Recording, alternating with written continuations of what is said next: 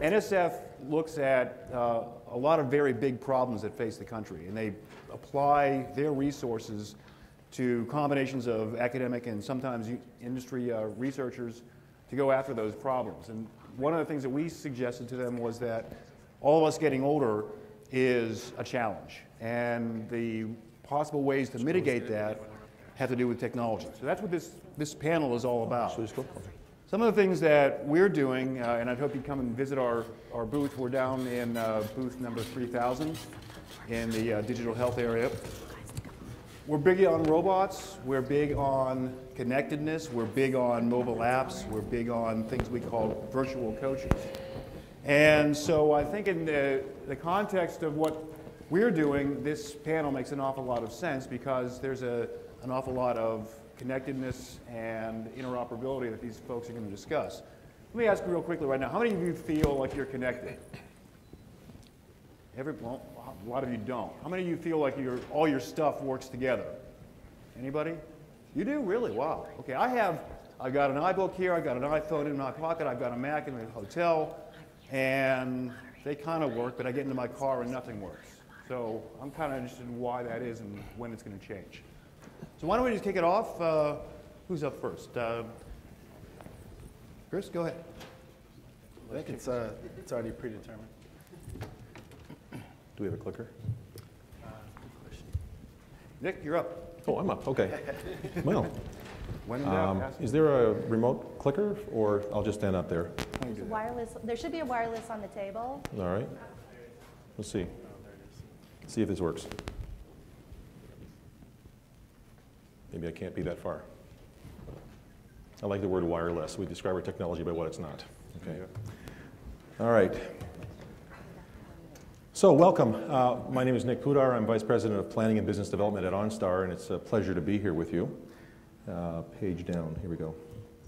So, you know, we're talking about connectivity in our lives, and one of the places that people spend time is in their vehicles. And so the notion of a connected car has been around for a long time. Now, for those of you who may not be familiar with OnStar, OnStar has been in business for 16 years providing safety and security and convenience services for our customers.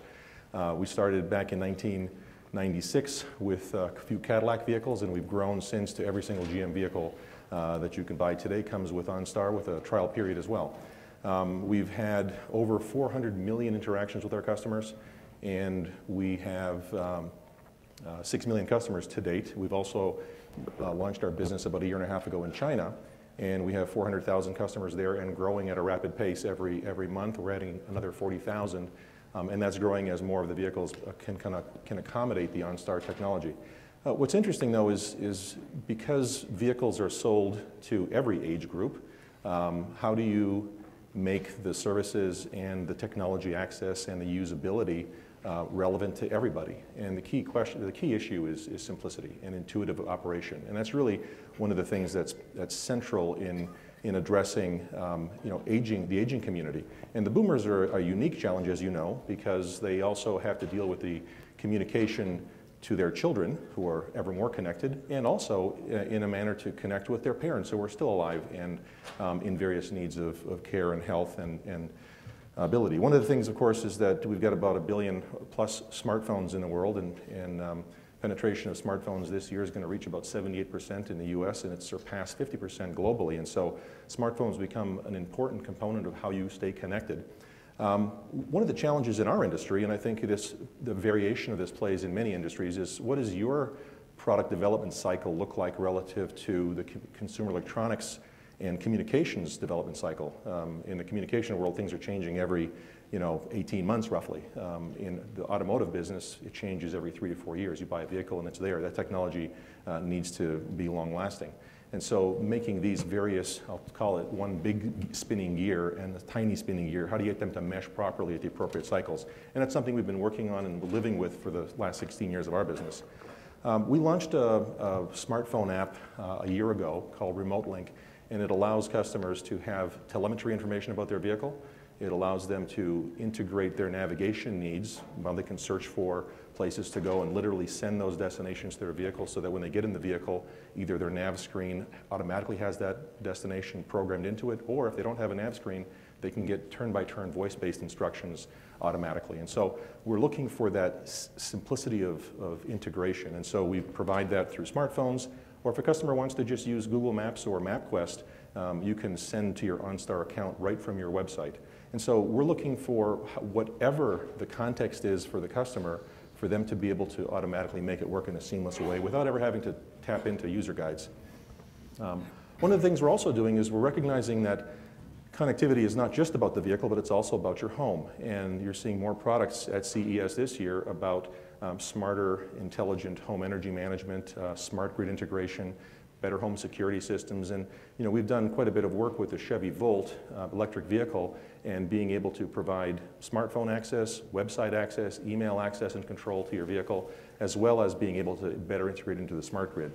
But the thing where it comes to sort of the human aspect of vehicles and the connectivity is, and particularly for the aging population, is how do I take care of my family? And again, here family means my children, myself, and spouse, and my parents.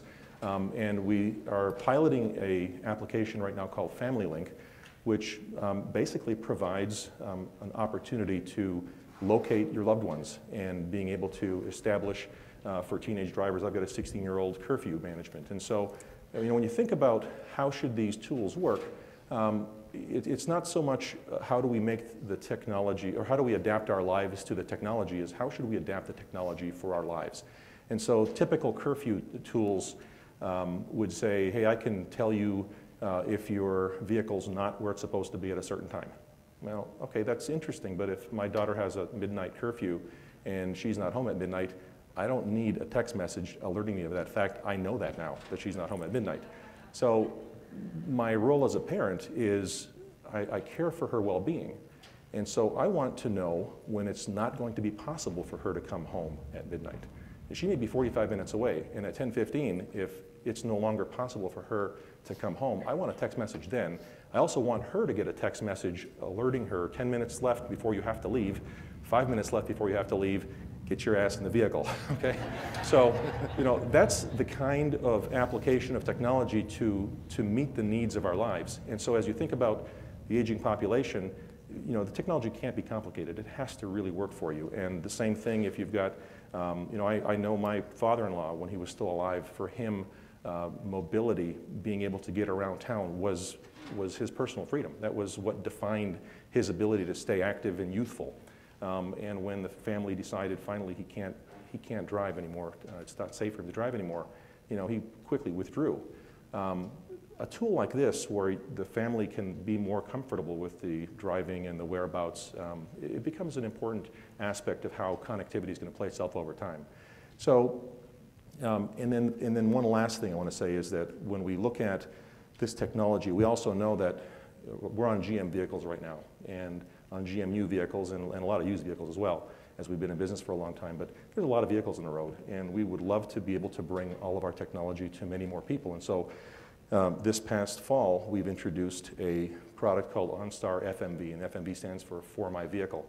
And what this is we've taken all the technology, the crash sensors, the hands-free calling technology, the GPS, the Bluetooth, the turn-by-turn navigation, all of that, we've crisis support, all the great stuff that we do, package it into a single mirror, a rear view mirror that is an installation aftermarket. You replace it on any vehicle, and now you have OnStar service. And so we know that our product and our service has been designed to be simple, user intuitive across many age categories, and we're excited that we can actually bring this to many, many more people. And so I know that for my son's car, who does not have OnStar in it, this is going in very soon. So that's the context. Connectivity is important. Keep it intuitive, keep it simple, make the technology work for our lives, not change our lives to make the technology work. That's it. Thank you.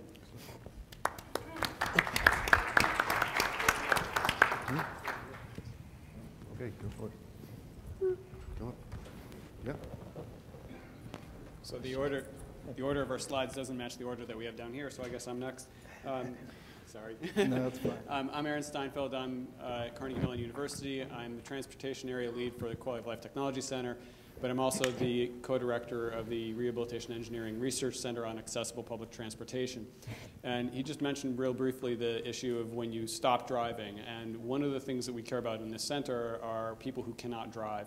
And one of the things that comes up quite a bit is an important need to get information about where you are and what's going on with your transit system.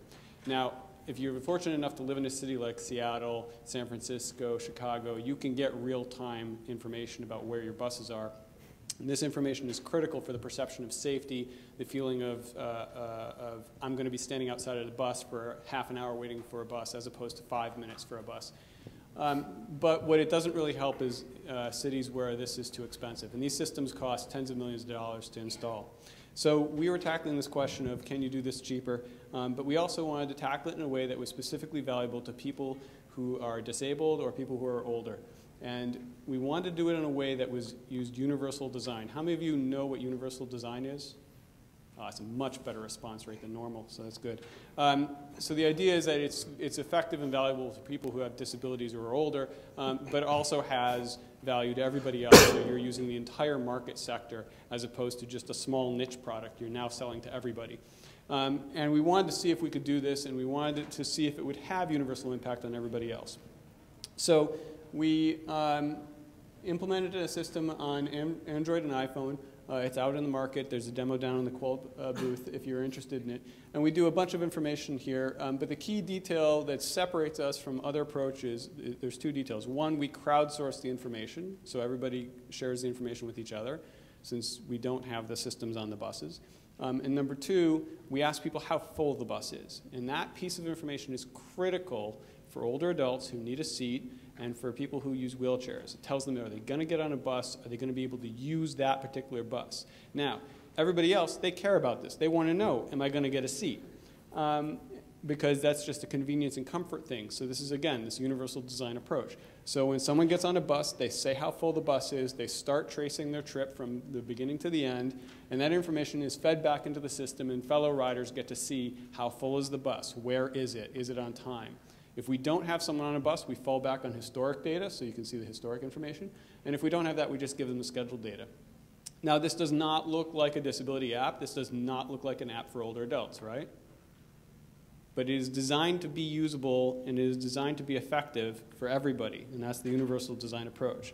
We also fold in the ability for people to share information that they find, or file reports, get the information loops going with the transit agency. And we'll be expanding this in the future. And to give you a sense, this is a screenshot that we took here in Pittsburgh. Not here in Pittsburgh, we're in Las Vegas. And you can see that there's a fairly decent saturation. We have over 14,000, it's probably almost 15,000 at this point, traces since late July. And we actually, not only is this something that's actually working in Pittsburgh, it's been identified for an award from the major Intelligent Transportation Society here in the United States. But what's interesting is that they didn't even key off the fact that this was designed for people with disabilities. They just said this is cool for everybody. So again, focus on universal design, focus on supporting the entire market. We heard this a little bit in the prior talk about Apple and how they do it too. There's our sponsors and our details, and I'm moving on. SecuraTrac.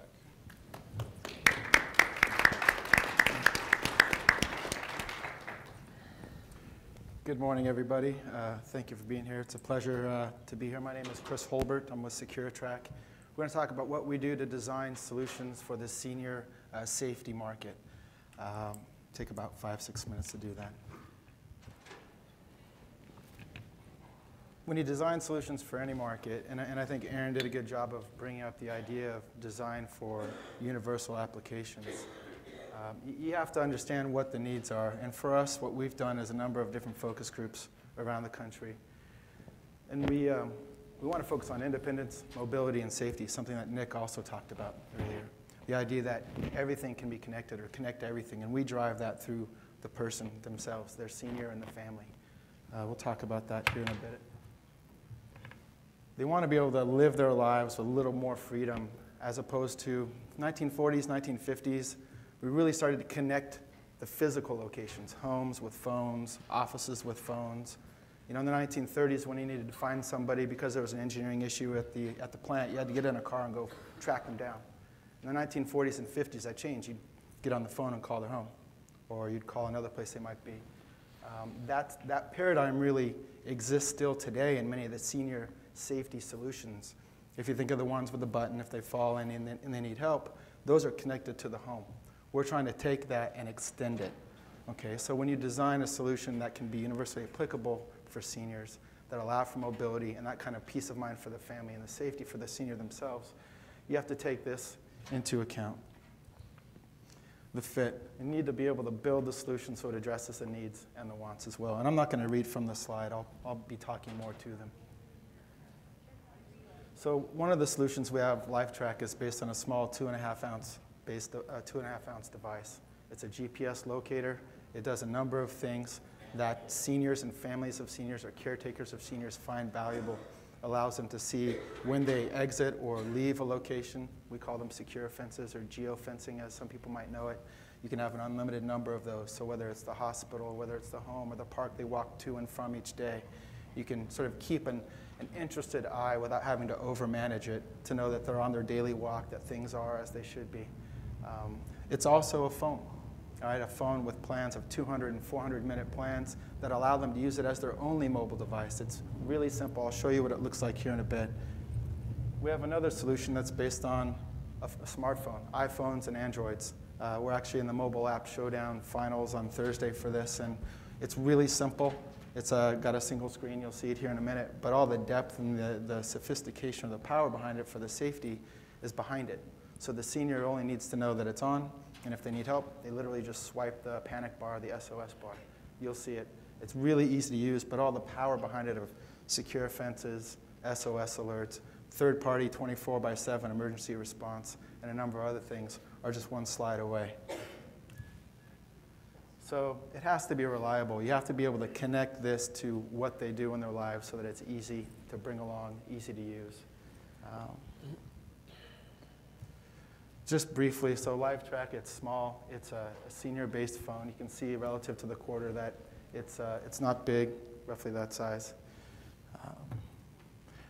There's 4 speed dial buttons, 1, 2, 3, and 4 here. They don't have to dial numbers. They don't have to remember them. They're easy to find in the 4 quadrants. There's also 16 other buttons that, or 16 other numbers it can store, so it can be their primary or perhaps even sole mobile phone, in addition to mobile safety solution. Third-party solutions, so you can call when you push one of those buttons, third-party help. They can come straight to your location. They know where you are. They have turn-by-turn directions, a number of other features that make actionable safety a reality. This is just a brief, small snapshot of what that might look like. The secure phone solution really leverages the same platform, but it does it on a different device, in this case an iPhone or an Android. This is what it looks like. It's really simple. You can see that this is the slide bar. This is the entire app, but all the sophistication and or complexity is entirely removed. So we have a number of customers, not even seniors, who use this that are disabled, that have other issues like diabetes, et cetera, especially younger children that do already have a phone. They might be out, they might be at a play date or not at home where they have their medicine, et cetera. This comes in handy sometimes. It's really easy to connect. The same solutions are provided with that in that simple form factor. So who uses this? Just a brief summary. We're focusing on seniors. The design around this was focused on seniors, ease of use, incorporate in your daily life. Don't have to have multiple mobile phones. This is the only one. It works in 120 countries. We have customers in 14. So we've proven that that works. This is just a summary. Thank you for your time. Have a nice day.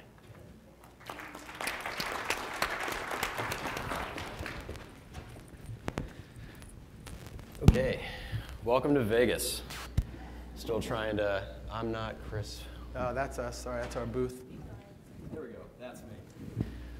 All right, this is the 4th year I've been up here with the Silver Summit, and it's great to see so many distinguished colleagues of mine, and I think the organization putting this together is just a tremendous job of educating the rest of us, part of the Consumer Electronics Association, of what is valuable for the aging market.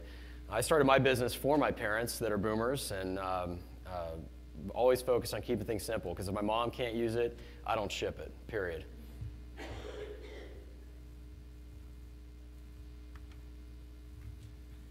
And looking for the play button.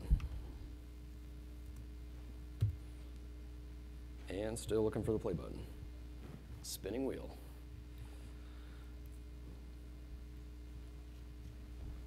Let's try this. Okay.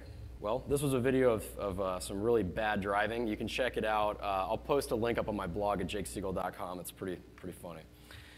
All right. Let's talk about safe driving or unsafe driving.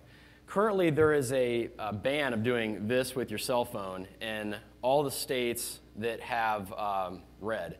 This is as of March of last year, so I know that Nevada is now red, and probably a bunch of other states. I'm sure you're probably seeing your own state on there that's also red. But the basic idea is, many states are saying you can't be doing this while you're driving, right? We all know you shouldn't, but it always seems that when someone calls you, they're more important, so that law doesn't apply to you because you have to pick up that phone call. I think we've all been guilty of that. Texting. Now, everyone knows texting's bad, so it's a much different map for texting. Again, this is from March last year. I'm waiting for the Institute of Highway Safety to put up a new chart, but until then, we get the March version. But texting's bad. Everyone knows that. But where does the rest of your thumbs on your phone apply? So when you talk about legislation, it's pretty simple to say you can't do this. It's pretty easy for a cop to see you doing this, and you can't do that. It's also pretty easy to say, hey, if I send a text message, that's illegal. You can't be doing that. But what about giving thumbs up to a Pandora song while driving? I don't know. What about looking up someone in your phone directory? What about using a turn-by-turn navigation app that was designed, or our app, our Livio app designed for in-car use, which we launched in 2009? Where does that fall in? It's an industry-wide issue that Livio, my company, has been very involved with on, how do you work with legislation around safe driving? How do you provide product that makes it safe? And my approach is a little bit different than what you see in Washington. I feel that if you have a product that works really well, then this legislation isn't even necessary. So that's what we've done with Livio Connect. To explain the problem a little in different terms, I think of like a giant ball of wires. Each one's a different shape, different size, different color.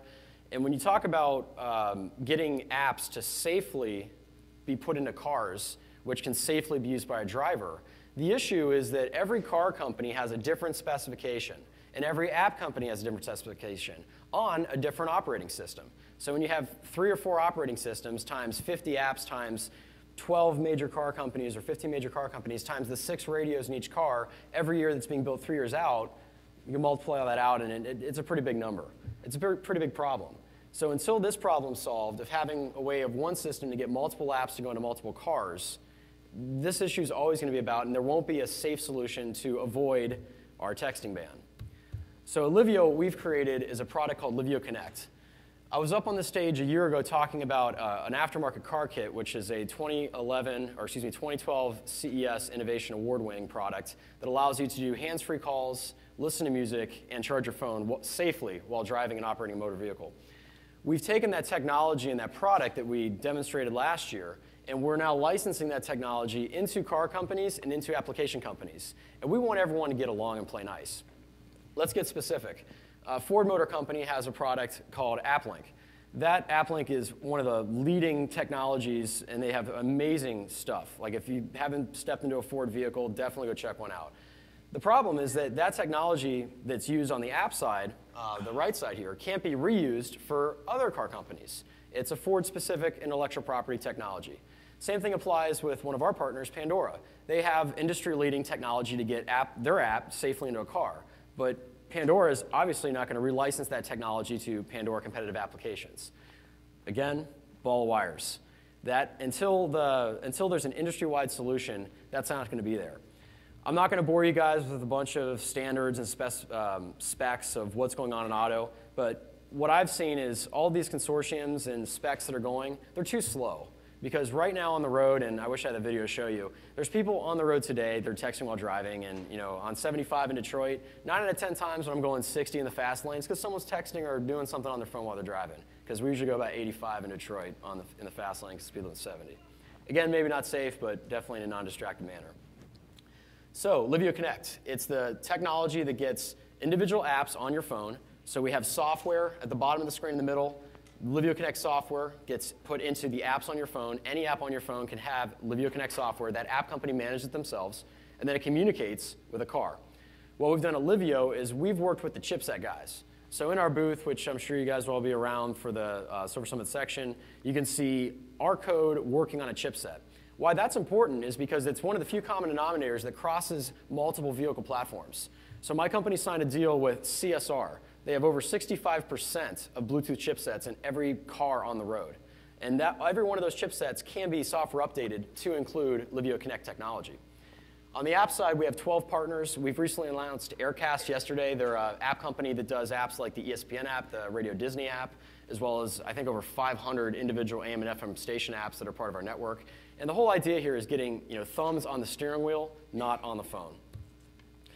We're also showing a demonstration of our technology embedded into a Pioneer app radio, which is a great way to really see what I'm talking about. So when you get in your car, the screen goes black on your phone, so you're not messing with it, and all the information from the app gets safely put onto the dashboard in a very simple way that, again, with Livio, more music, less work.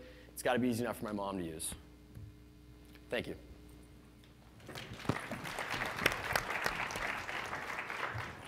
Great. Thank you so much to our panel. We have a couple of minutes for questions if anybody has any questions. There's a microphone right there if you wouldn't mind. Thank you. Yes, I'm wondering if you're doing some work with AI application.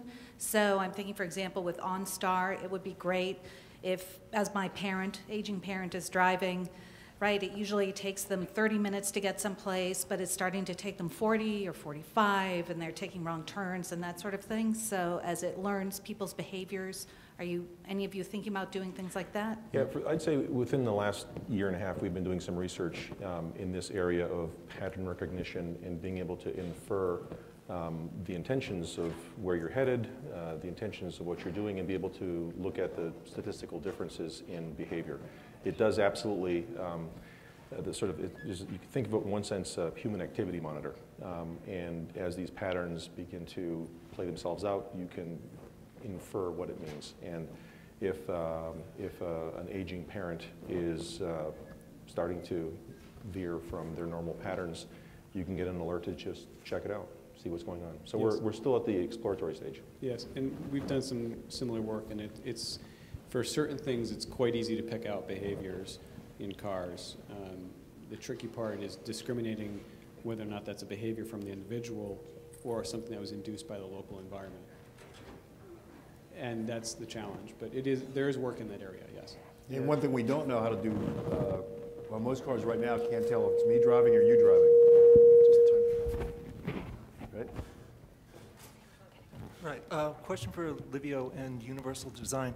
You really didn't talk about your user interface. Different apps have different control features. Are you forcing your licensees to match your input controls, or how are you adapting to making it simple to use for multiple app developers? That's a great question. That's a great question. How do you get all these apps to fit into a car screen the size of an iPad or smaller in a safe fashion? The trick of this is that when you're working with an OEM, the OEM has to do type certification. They have to make sure that their human-machine interface, HMI, is safe to use.